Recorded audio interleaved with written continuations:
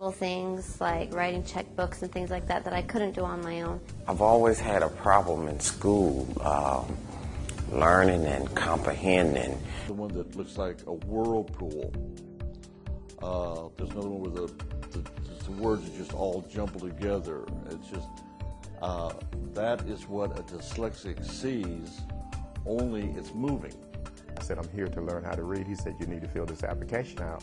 And I told him if I could fill this application out, I wouldn't be here. Words that I didn't know, I would read it over and over and try to figure out what are they saying. When I was in elementary, I went through a lot of operations on my heart, and I played it off where if I didn't want to read, I didn't want to do homework, or I didn't want to take a test, I kind of, I had a chest pain, they sent me home. By the time I was in the 5th grade, I transferred to 4 different schools in 1 year. If I had a job or something kind, and had to sign a paper or something, I just put an X on it. I didn't put no, I couldn't spell my name because I didn't know how. I almost died when I was an infant.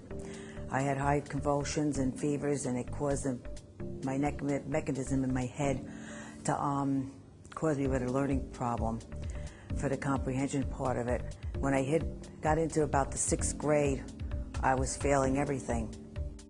The United Nations estimates that more than 750 million adults around the globe are illiterate in their native language. 2/3 of them are women.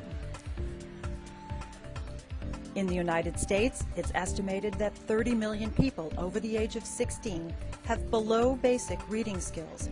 That means that they struggle with the daily reading tasks that most people take for granted. Things such as reading a menu, filling out a job application, using a television guide to find when a program will air, following a bus schedule. The cost of illiteracy is high. It contributes to human rights abuse, extreme poverty, and the spread of life-threatening disease in developing countries of the world. Here at home, poor readers are more likely to be unemployed and need public assistance and support from social service programs than strong readers. More than 1/2 of the inmates in our state and federal prisons have reading problems.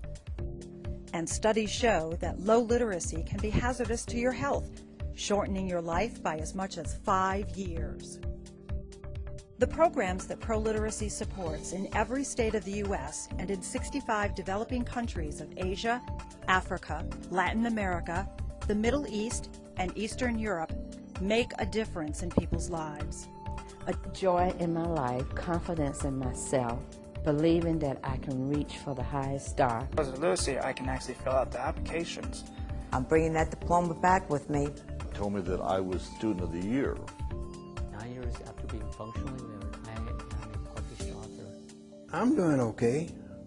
I just want to do a little more, and I'm going to. I'm going to read more. ProLiteracy is committed to helping new readers receive the best adult literacy education possible. Both here and abroad, ProLiteracy supports the programs and people who work with the new readers every day. ProLiteracy's online courses and face-to-face professional development show teachers and volunteer tutors in the U.S. how to motivate adult learners, how to use their life experience and different learning styles to advantage, and keeps them up to date on the latest research and teaching techniques. International programs use community development projects, such as digging a new well or replenishing natural resources, as the basis for vocabulary, reading, and math lessons. The textbooks and teacher's guides produced by ProLiteracy's publishing division help learners prepare to take their GED tests, get a driver's license, become a citizen, or learn to adapt to life in a new culture. ProLiteracy's advocacy work benefits not just its member and partner programs and the adult learners they serve, but the entire adult literacy field. Advocacy work focuses in several areas: reauthorization of the Workforce Investment Act of 1998, which provides funding for state grants to local literacy programs through Title II, additional funding for local programs, English as a second language and citizenship instruction as part of immigration reform, health literacy and healthcare reform, and literacy's role in workforce development. Through its programs and services, publishing division, and advocacy efforts,